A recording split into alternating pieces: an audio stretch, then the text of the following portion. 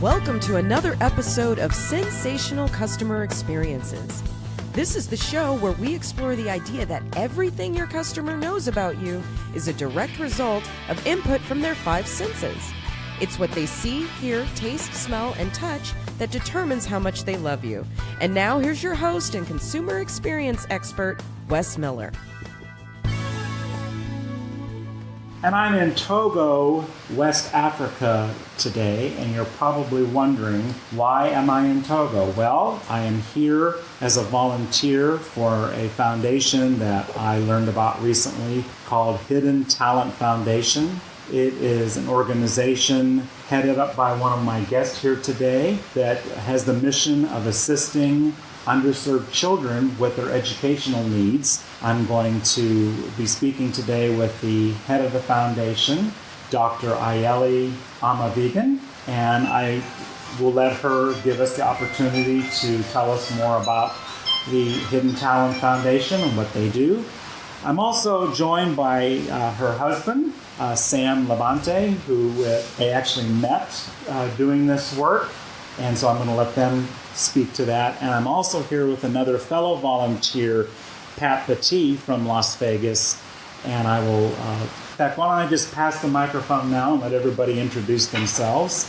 Dr. Amavigan, why don't you start and introduce yourself? Hi, my name is Ayeli Amavigan. I live in Las Vegas for over 20 years now, and I am the founder and the executive director of Hidden Talent Foundation, an organization that we started in 2007 to help children, provide them with their educational needs, especially in the villages. It started out to be an international organization, but for the past 10 years we have served Togo and Benin, two West African countries. And our goal is to one day reach every single village throughout the world. Okay, and Sam, how about an intro from you? Yeah, hi, thank you. My name is Sam Levante. I'm Ayeli's husband. Then she started helping children, I think 10 years ago. 10 years ago, and as it's a good thing, and together we are doing it. I'm not doing it officially, but I'm helping her, and it's good help children. I'm in Togo. I'm living in Togo. And Pat.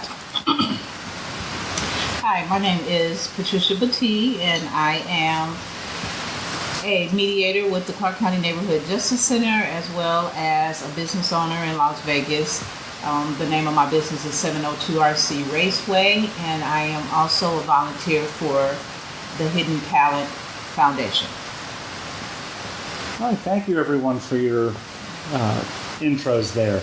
One of the things that I really enjoyed about this trip was, Dr. Amavigan took us up to, we visited several villages while we were here, and we distributed backpacks and school supplies and bicycles and some teacher supplies, various things that were needed by the students. Also, I know the foundation behind the scenes of that process also covers a lot of tuition that is needed by students. But one of the things that I noticed was how, when you think about a sensational experience, which is what this show is about, there was really a sensational experience created by the volunteers and those who were part of this process. And I just wanted to throw the question out there of, how did you know what to do, or what triggered you with the idea of how to connect from a sensory standpoint with the children? And Patricia, we'll start with you. So one of my experiences was when we went to the villages. I first noticed the sounds around me. The first village we visited, there were people all around, and they had a loudspeaker there with music playing, and it just sounded like a jubilee.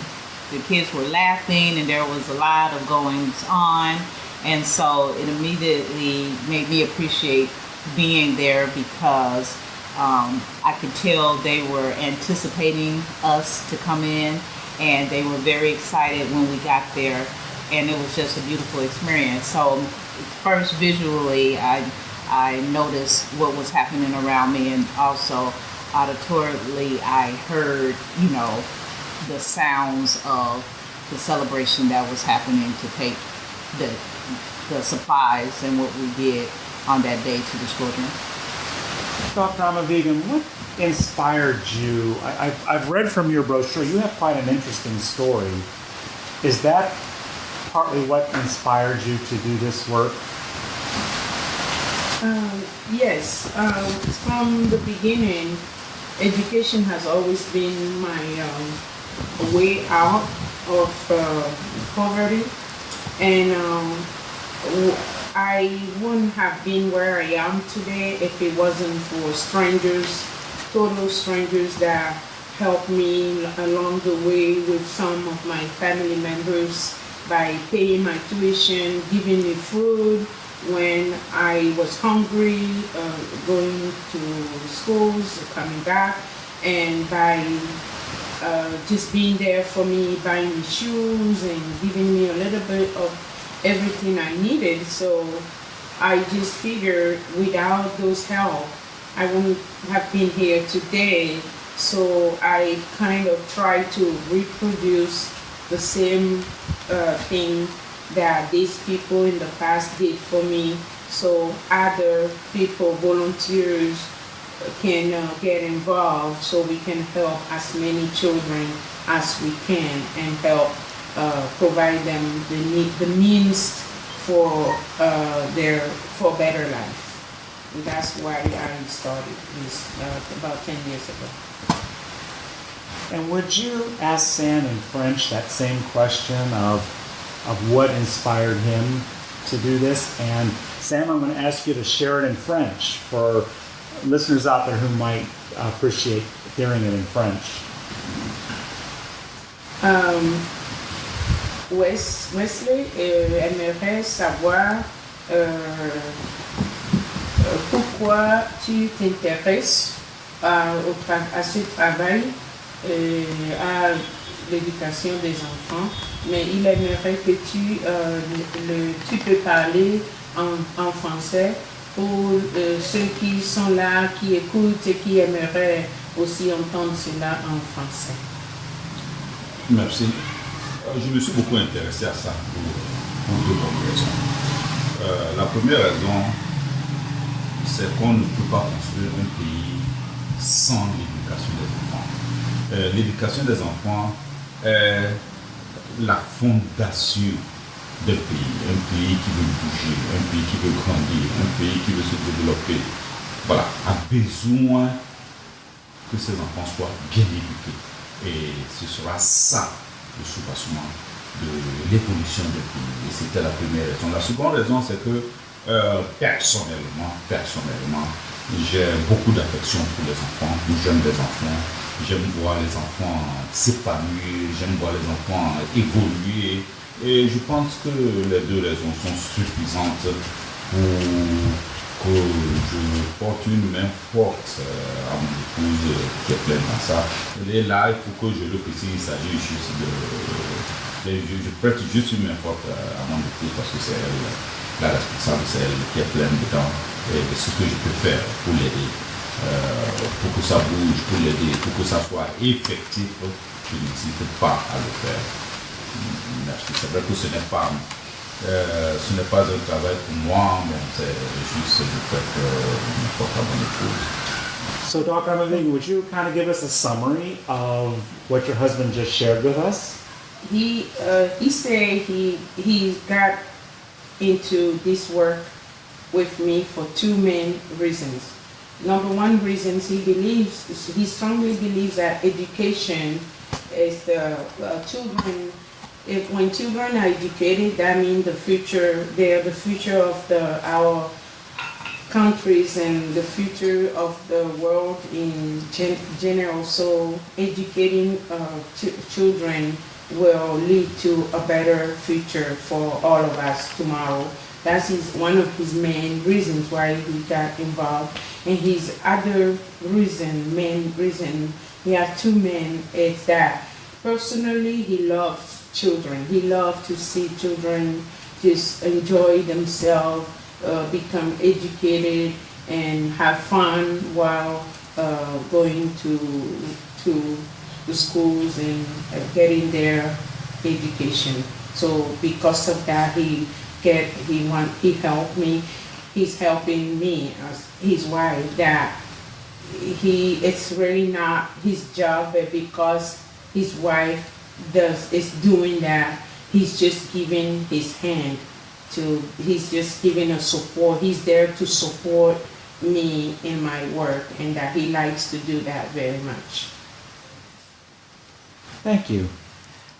This certainly has been an interesting trip for me with regards to expanding my cultural diversity and my exposure to cultural diversity. And one of the things that I noticed when we went to the first villages, and then it happened in the other villages as well, we had lots of different backpacks. And there were different colors and different styles and different designs. And I noticed that the children didn't necessarily select the backpack that we in America might think would be most appropriate for, say, boys or girls. And is that something that you're aware of or that you notice as well? Yes. Again, this is Ayele speaking. I was born in this country and raised here for a while before I left. And that's how things happen here. We do not really, as boys and girls, we do not make differences in our colors. Like in America, where we say pink is for girls and blue is for boys, and so on and so forth. We don't really have that. Even myself, growing up here, my son was born here. I bought him a pink bag, and he wore different colors that girls and boys. We don't have a difference in choice here. So that's probably something pretty important for people, say, in different cultures to be aware of and to become more familiar with. Pat, what types of things did you notice as we were visiting the villages and working with the children? Okay, well, I noticed again that they were very excited for us to be there. They was certainly appreciative of the work that Ayeli is doing. Those children are very, very well behaved. I mean, they sat patiently. Some of the villages that we visited, we were running a little behind because of various reasons. However, folks were still happy for us to be there. And I noticed as well that they weren't concerned about colors, and that's important for us to be aware of, to become more culturally diverse, because we have to recognize that everywhere in the world is not like America, and sometimes I think we want to fit people into a box when we have a whole globe of different cultures and things, and it doesn't necessarily have to be what we would expect in America here in Togo. Thank you. And Pat, I know that you are a business owner back in Las Vegas, and you've shared some of your observations on this trip, particularly things that you have recognized would be important for implementing in your business. Would you care to share with our audience some of the things that you observed during your trip here to Togo? Well, everyone is very hardworking. I noticed that where we're staying, I had the opportunity to wake up early, and folks are up and out and about. I mean, adults, children, fully dressed, ready to go and do whatever they are doing for the day. So I didn't see, in America, we are want to sleep in or whatever. This was even on the weekends as well as the weekdays. So folks are very hardworking. I recognize that wherever we went on this trip, that they were ready to serve the customer. As soon as you pulled in or walked in, they were ready to serve you. Whereas in, the States, we had an experience, Wes, if you would remember, we were in Detroit on our flight here, and we were waiting in the airport to check some bags in, and there were two employees there, and they were having a conversation, and they weren't going to finish their conversation until they were finished with their conversation. Although we were standing there waiting, and they're looking at us and we're looking at them, and you can kind of overhear their conversation, and it was not work related. But eventually they did come over to service us. Whereas while we've been here in Togo, that's one of the things I noticed, that when the customer comes in, they are ready to serve you. So that's something that a business owner probably would want to take in mind back in the States, that, our customers' time is their time, is not necessarily our time. So be customer ready. That's what I would say. Yeah, I can appreciate that. I have seen many times when we were traveling and we would pull off to the side of the road, and as soon as we pulled off, they were instantly coming to the vehicle, ready to provide us with whatever service or product they were peddling or selling or promoting. And that certainly is something that probably we could get a little better at in some of our business endeavors in the States. One of the things that I'm thinking about that happened, we actually took a little side trip to Canada. Mm-hmm. And we went over, we were in Detroit, we went over into Windsor. By the way, for those of you who like trivia, I will tell you that a little trivia here, that Detroit is the only place in the United States where you actually face south to look at Canada. Ah, right. So we wanted to cross over and visit Canada, and when we came back, we were coming back to the bridge, and the exit for the bridge was closed. And there were no signs to get us back to the bridge. And it really, from a sensational experience standpoint, it really spoke to me with regards to how important it is that we have signs that cue our customers on what to do. And I actually had this feeling, these feelings of almost anxiety. Mm-hmm. And I thought, I wonder if business even realizes what anxiety they might be creating in their customers. I know you had some thoughts about that too. Of course. So driving along, and we were all excited about crossing over that bridge because we took the tunnel in and we were going to take the bridge back over. And so we're driving along, and lo and behold, as you said, the bridge was closed and there were no signs of detour. We can see the bridge where we were, but we didn't have an idea of how to get there after we passed that exit. And because I was driving, I felt even more responsible to get us back over to that bridge. So visual cues are extremely important. As a business owner, I was having a conversation with someone because my business has now relocated. And with that relocation, that incident even made it more important to me to be aware of the visual cues when folks enter into my business. They should have some direction. And should not have to be confused as to how to get where they're trying to go in a place of business. So that's important. Thanks to our wonderful host, Dr. Ayeli, we had the opportunity to visit Benin.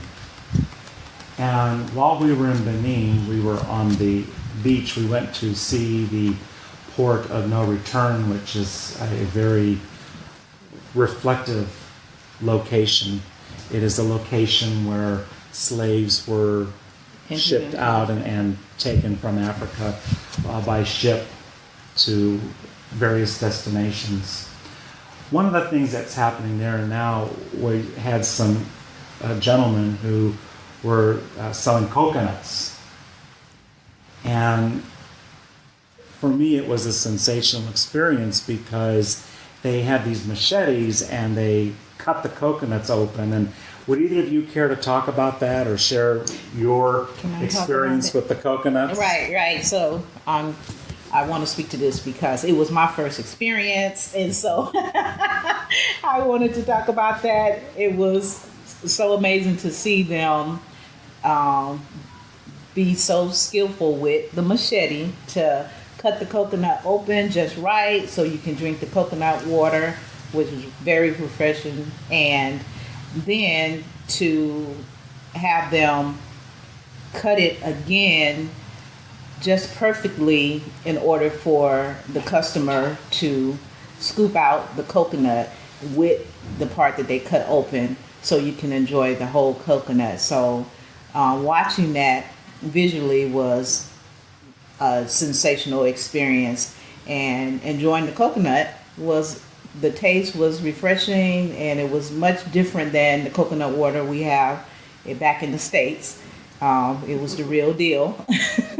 So I enjoyed that very much. Ayeli, do you want to add to that?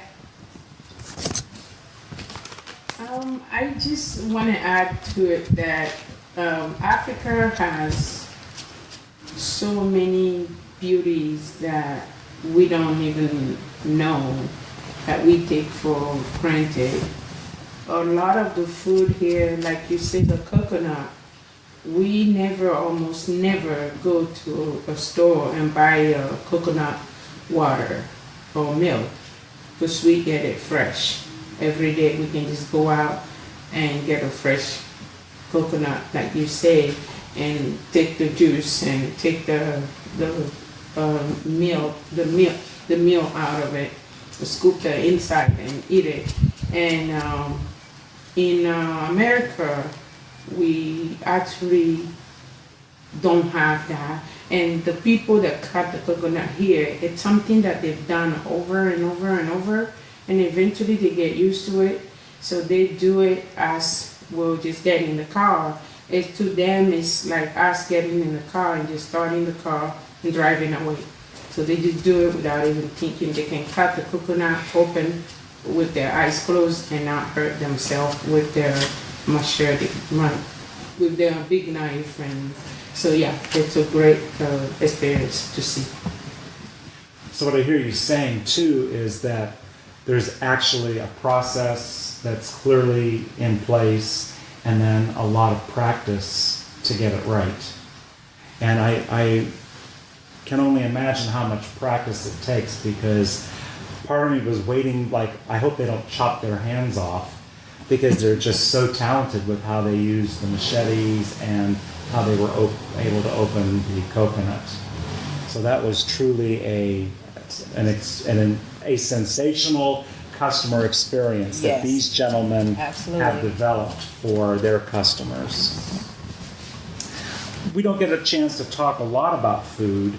It seems to be one of those senses that sometimes business forgets about how important it can be, but food certainly was an important component of our visit here to Togo, and I thought I'd just kind of throw out the idea or the topic of food and see if anybody had any thoughts that they wanted to share with regards to their food experience. Coming to Togo, as my first experience, I was concerned about food because believe it or not, I'm a very picky eater, even in the States. For anyone who has dined with me will tell you that I'm just a picky eater. So I was concerned about that. And so the food has been a sensational experience as well.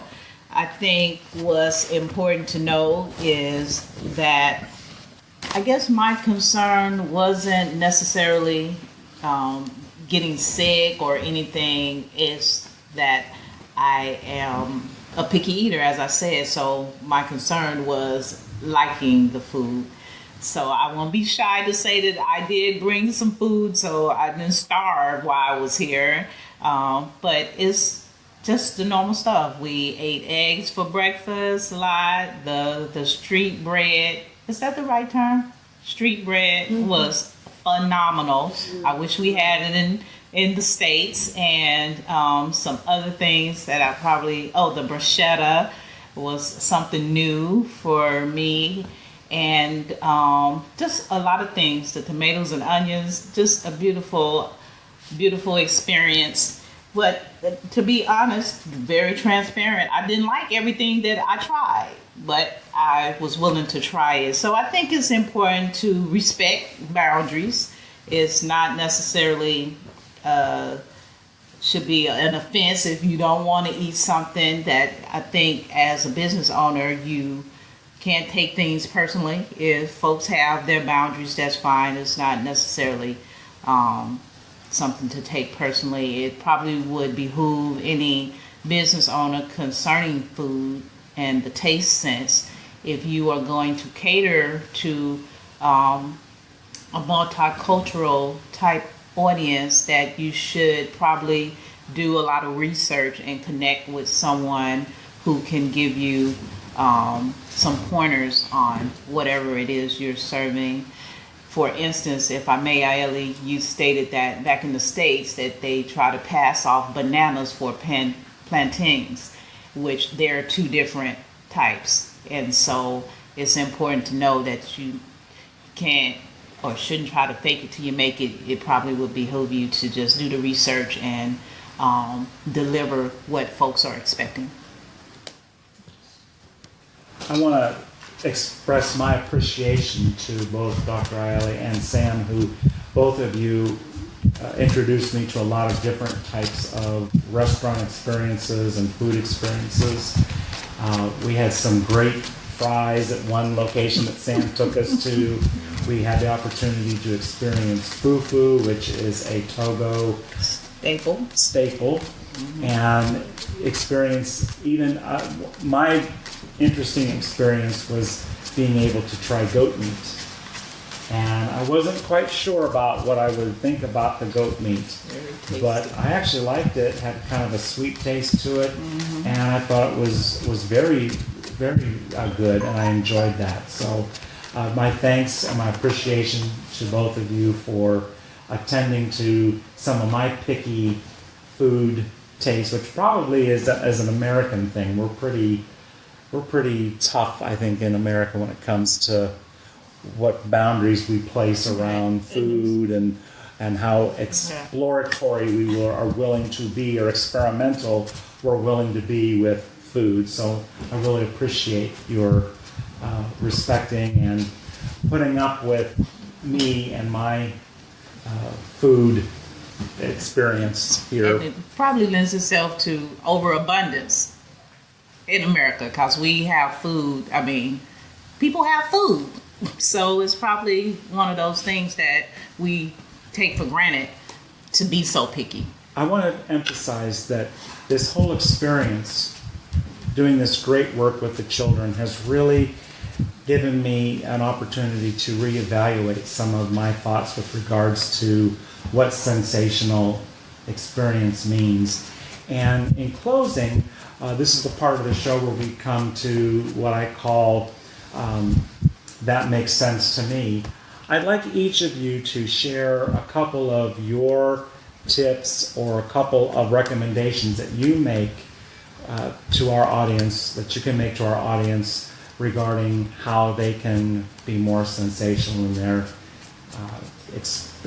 delivery of experience. And we'll start with who'd like to go first? Okay, Dr. Ayeli. Okay, so first of all, I would like to thank the volunteers, you, Wes and Pat, and we have 2 other volunteers that left earlier today to go back to the U.S., Ava and Nat Gonzalez. I would like to thank them as well for taking time out, for all of you for taking time out and being here. So that's one of the things that I would like to share is for people to hear. I want people to hear this and take this into consideration. If you want to do something like this, it will take for you to take time out of your time to maybe take a whole vacation just to come here and not be on a vacation, but do this work, this charitable work. It's not just a time, it also takes money. So you have to take into consideration how much money you're going to spend here. You're going to buy your plane ticket and do all the shots that are required and pay for your visas to come here all on your own. So it takes a lot of visualizing or thinking about everything before you actually throw yourself into it. But it's a very happy feeling. It has, to me personally, I don't know about the other, about Wes or Pat or the other volunteers, but to me personally, it's a happy feelings. It brings happy feeling to us, to me and my husband, we feel like we're helping, we're serving, we're called to serve. And when we come here and do this work, the feeling is great. And for anybody that's out there that want to do something like this, just reach out to myself. I have an office in Las Vegas.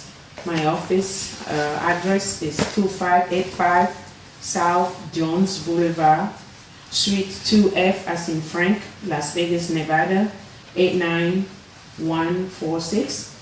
I have a telephone direct number. I'm also a clinician. I'm a mental health provider, so I have my direct phone. It's 702-806-9143, 702-806-9143. Anybody can reach out, or you can go to our website and see the work that we're doing. Wes, I believe, will share that website with you all during this podcast. So, yeah, I just want to, it's a great work, great feelings, and I hope I answered the question. Thank you. And yes, as you know, we do have our episode pages, and certainly I was going to wait till the end of the program, but I will take this time now to let you know that you can go to the page and get more information. We'll also post some of our photos, that we took a lot of photos on this trip, and we're going to post some of those photos so that you can see us with the children, with we had pictures with tribal chiefs and other leaders in the in the villages. And it was quite an exciting experience. We're going to post that so people can see that. And also post on there information about how you can either become involved as a volunteer and do what Pat and I did, coming here and actually hands-on doing the work. But if that's not your thing, you also have an opportunity where you can also sponsor the program and through donations help with the work as well. That information will also be on the episode page. We have 14 schools that we are currently serving. 14 schools. We have children in 14 different schools in West Africa and in Benin as well, Togo and Benin, that we're currently serving. That's just magnificent. Pat, do you have anything that you'd like to share as a recommendation or a strategy that, based now on what you've experienced and what you've learned from this trip, that you would like to share with the audience? Yes, I totally have enjoyed this experience here in Togo and working with Hidden Talent.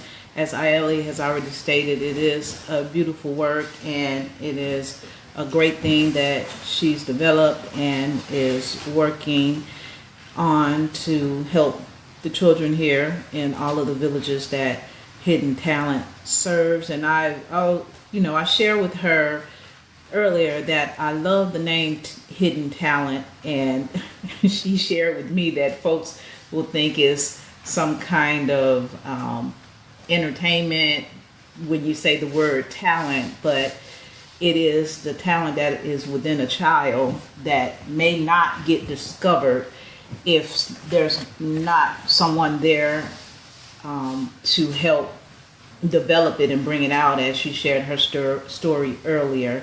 So I'm just glad to be here. My role as a business owner, it has definitely given me some new ideas and experiences to take back home and give my clients and customers a better sensational experience as a customer at 702 RC Raceway. And we'll also be sure to include information on the episode page about 702 RC Raceway. If you're interested in the hobby of race cars, this is a hobby that certainly can be of interest to you. They have a great track. In fact, isn't it one of the largest tracks in the West? On the West Coast, indoor. It's one of the largest indoor. Is it the largest? The largest. It is the largest indoor track for hobbyists of RC race cars. So we'll have some pictures. We'll put that on there as well, and information on how to access that. And finally, Sam, do you have some tips or pointers that you'd like to share with the audience with how they might be more sensational in their delivery of service? And Dr. Ayala, if you'd like to translate that for him and put it in French, that would be great too. Sure. Yes. Wes aimerait savoir quelle recommandation tu as pour l'audience concernant les sens, Hidden Talent. Oui, concernant Hidden Talent et en général, quelle recommandation tu as? Peut-être un peu de ceux qui vont venir ici, quelle recommandation? Ok, merci.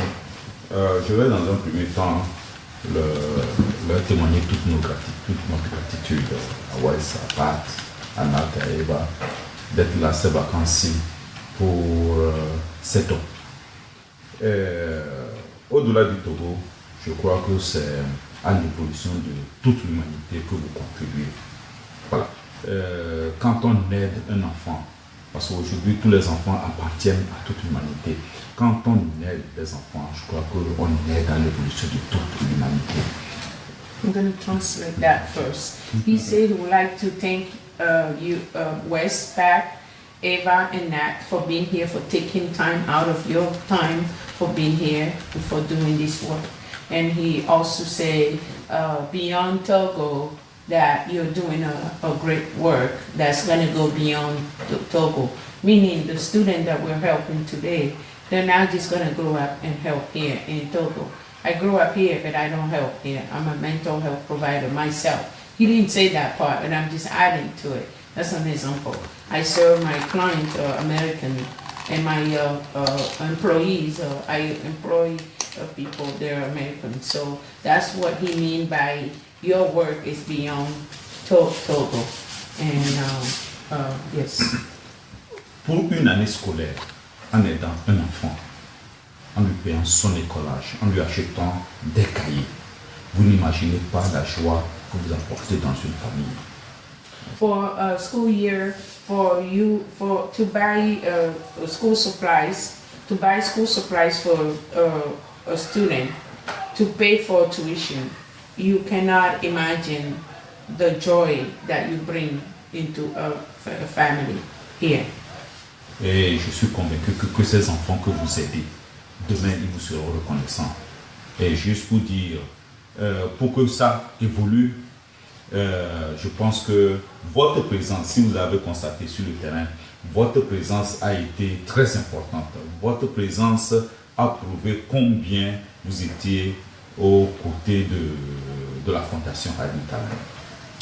And he said he would like really to thank you for that. And also your presence, you being here has meant a lot to us, to the foundation, and being around us and being able to see some of the things and do some of the things has been a very good for us, that we like that very much. Voilà, en venant en Afrique, en venant au Togo, vous saurez vous-même ce qu'est l'Afrique, ce qu'est le Togo. Ce ne sera pas seulement sur les médias que vous allez connaître les pays africains. Yeah, for you being here now, at least you know what really Togo look like or sound like, and what Africa it's about. At least a little bit, you know. So it's not only going to be the things that you see on the news that are going to educate you about Togo or about Africa. Prochainement, juste pour vous dire que votre présence, vous serez toujours les bienvenus à Lomé.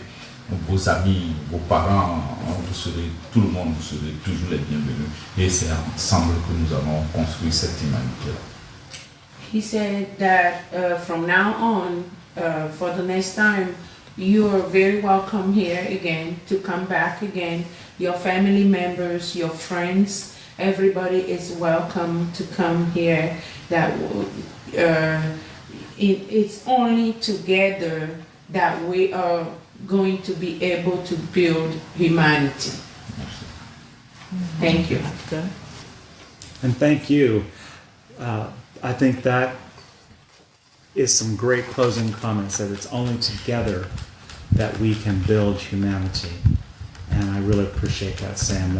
That is some important messaging for anyone in the customer experience, client experience, in the human experience business. I have one more thing to add.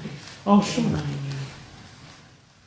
And I would like to add something that I always come across. People always tell me when I'm raising money, when we as an organization, when we start raising money to come to Africa to do the work that we do, some people sometimes make comments such as, oh, we have a lot of kids here that need help. Why should we help kids that we don't even know? They're all the way in Africa and other continent. I always say I am not a Togolese, I am not a Beninese from Benin, I'm not an American, I am a citizen of the world. And we as a citizen of the world, because we don't know where we're gonna end. I was born in this country in a tiny little village, but I didn't know that I was gonna end up in Las Vegas in America. Since 2000, between 2014 and 2018, I employ over 30 Americans. So children that we help here today, that we help with education, with transportation, with anything, we don't know. Those children might be our children's, our great children's teachers tomorrow, or workers tomorrow, or employers tomorrow. So we just, as humanity, like Sam said earlier, we just have to help without even thinking or without making a distinction. Oh, these are another continent, these are Americans. We can just give without thinking about, without making a distinction. Thank you. And thank you for your comments. Well, that brings to a close this interview, our first international, our first bilingual episode of the show. And I want to thank my guests, Sam Labonte and Dr. Ayeli Amavigan and Patricia Bati, for sitting down with me here in Togo. We're in Lomé, Togo, and having a conversation about sensational customer experiences. And should you be interested in participating in this yourself, The next trip here will be in August of 2019. That information will be posted on the episode page for this episode at sensationalcustomerexperiences.com. I encourage you to go check it out and seriously consider this as an opportunity. You're not only going to find that you'll be benefiting the villages and the children, but you'll also be benefiting yourself in ways that are unimaginable to be able to even put in words. So thanks to all of my guests. Thank you. And we'll meet up next week. For free tips, resources, and information, visit sensationalcustomerexperiences.com, your premier experience brand brought to you by Training for Results, located in the sensory capital of the world, Las Vegas, Nevada. Until next time, remember, if you can sense it, your customers can too.